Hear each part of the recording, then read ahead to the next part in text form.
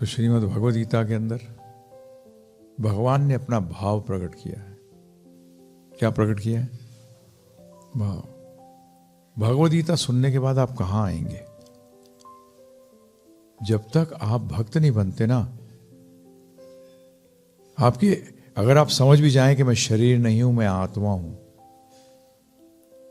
मैं शरीर नहीं आत्मा हूं, तब भी आप तटस्था बन जाओगे। क्या बन जाओगे? बहिरंगा से निकल के कहां आ जाओगे? तटस्था में आ जाओगे। परंतु हम सबको आना है भगवान की चित्त शक्ति के अधीन। किसके? चित्त शक्ति के, इंटरनल पोटेंसी के।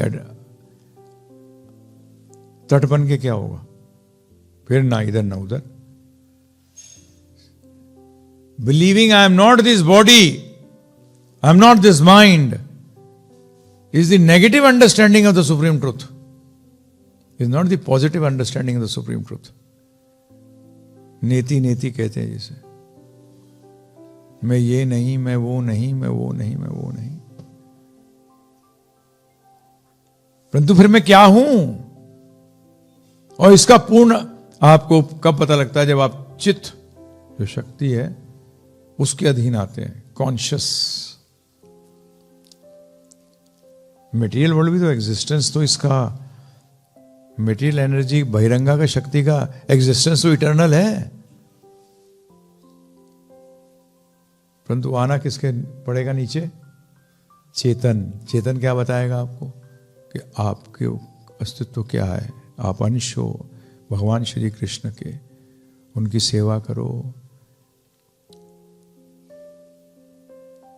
जभी अगले श्लोक के अंदर कह देते हैं सदैव मेरा चिंतन करो।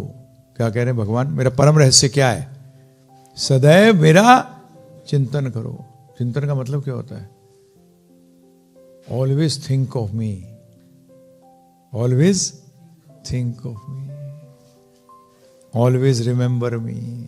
ये है इसका, ये भगवान की आज्ञा है।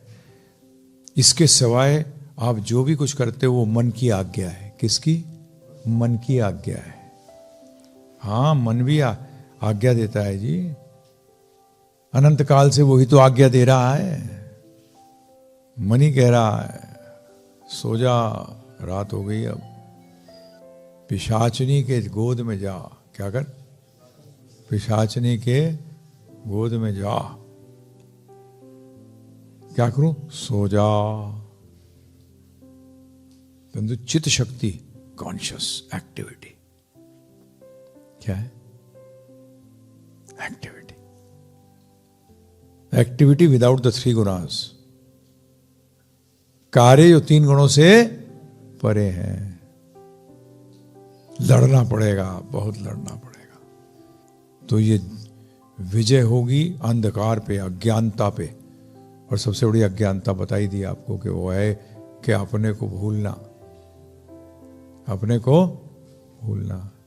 अज्ञानता का पार्ट है ना फॉरगेटफुलनेस।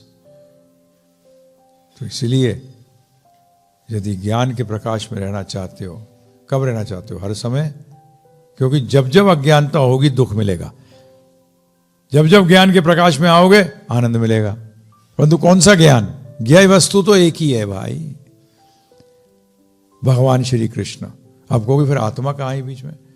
अरे जब मैं किसी के बारे में जानना चाहता हूं, प्रभुपाद जी उदाहरण दिया करते थे, मुझे अगर किसी व्यक्ति के बारे में जानना है तो उसके मकान कितने हैं, उसके नौकर कितने हैं, वो कौन है, क्या करता है, क्या नहीं करता है, सब जानना पड़ेगा ना उसके बारे में पूरा। उसका परिवार कौन है, क्या है।